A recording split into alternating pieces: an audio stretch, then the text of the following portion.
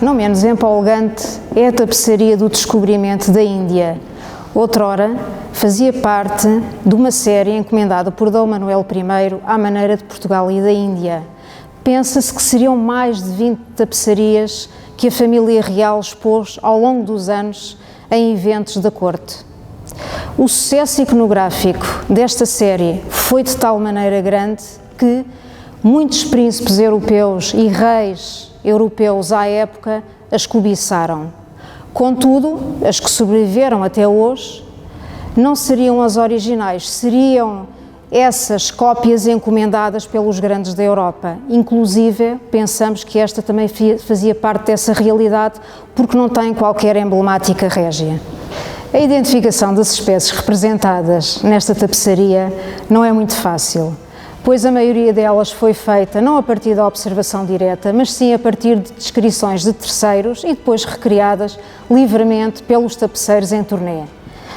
Dentro da jaula, ao que parece e tudo indica, temos um felino, só identificável como um leopardo oriundo da Índia por causa das pintas que lhe cobrem o corpo. Mesmo ao lado, estranhamente, em cima de uma almofada e presa por uma trela, uma lontra de pelo macio. Estas lontras eram frequentemente domesticadas, amestradas, para serem utilizadas na pesca, não só em África, na Ásia, mas também na Europa. Não há registro desta prática em Portugal. O curioso é que atualmente, ainda hoje no Bangladesh, as lontras amestradas continuam a ser utilizadas para a pesca. Comodamente instaladas num batel, 5 avestruzes, aves de grandes dimensões, que a pouco e pouco vão sendo muito apreciadas na Europa, não pelo bicho propriamente em si, mas pelo ovo. Pelas dimensões, plasticamente, em montagens em prata, podiam-se obter objetos magníficos. Numa outra gaiola, podemos observar várias araras oriundas do Brasil, arara canindé.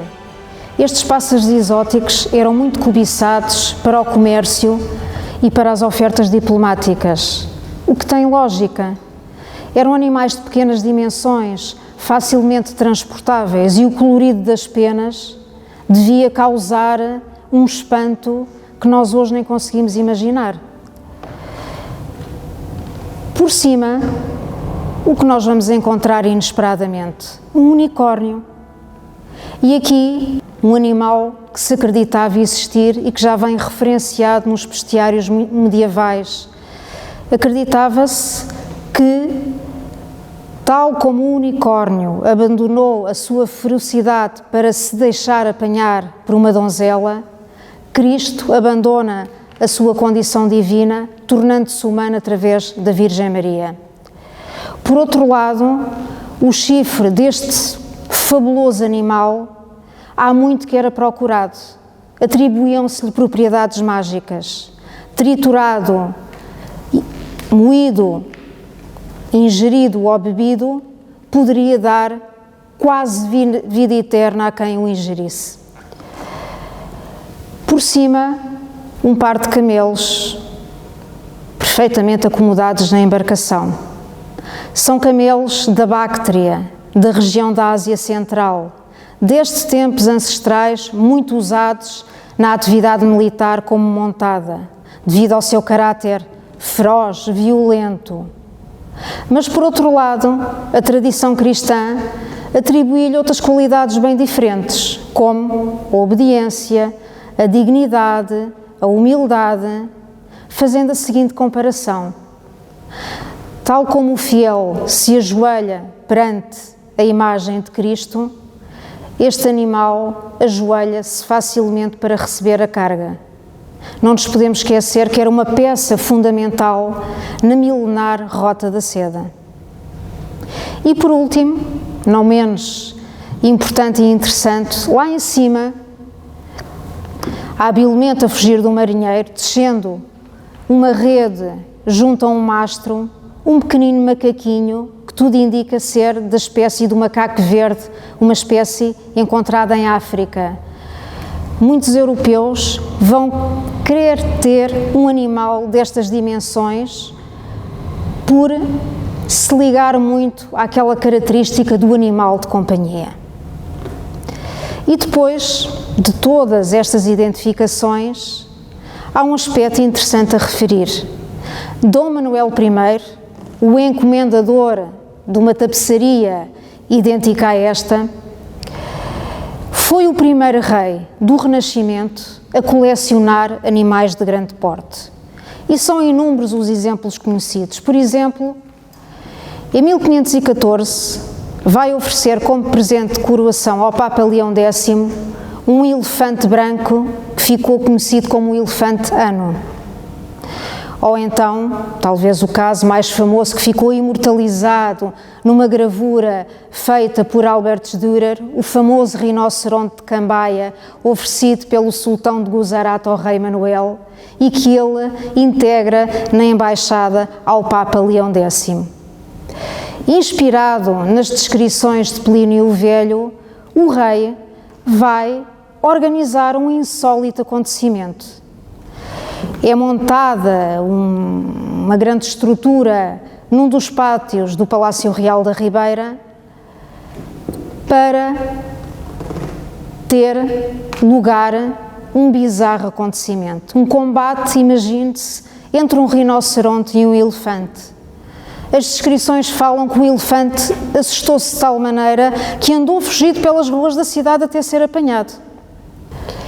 Evocando as paradas da antiguidade, o rei, para delírio quem assistia, desfilava à maneira dos imperadores romanos, triunfalmente, com os seus elefantes pelas ruas de Lisboa. Era a afirmação do poder real e, sobretudo, de uma imagem régia como o grande dominus mundi. Imagine-se a cidade de Lisboa nesta época, o cais da cidade, as docas, animais de várias partes do Império Comercial Português eram vendidos. Toda a gente tirava um bocadinho de partido deste negócio, desde os marinheiros aos mercadores. E, claro que todos estes acontecimentos contribuíram para dar a Lisboa de então a designação de Mirabilia Mundi, portanto, a cidade maravilhosa. E este gosto, este desejo em continuar a colecionar animais raros e exóticos, continuou na corte da Dona Catarina da Áustria. A rainha utilizava estas espécies de animais como uma forma de destacar o seu prestígio e também de solidificar a sua dinastia, a dos Habsburgo. Ela oferecia muitos dos animais à sua família espalhada por todos os cantos da Europa, desde Espanha aos Países Baixos. Portanto, era uma forma realmente de prestígio e de opulência. E esta onda, esta moda de colecionar animais vai contribuir para a criação das fabulosas menageries, que nada mais são do que uma extensão ao ar livre dos gabinetes de maravilhas. Por exemplo, conhecidíssimas as menageries, os antepassados dos nossos zoológicos, de Rodolfo II de Praga, do arquiduque Francisco II do Tirol, de Maximiliano II e de Filipe II de Espanha.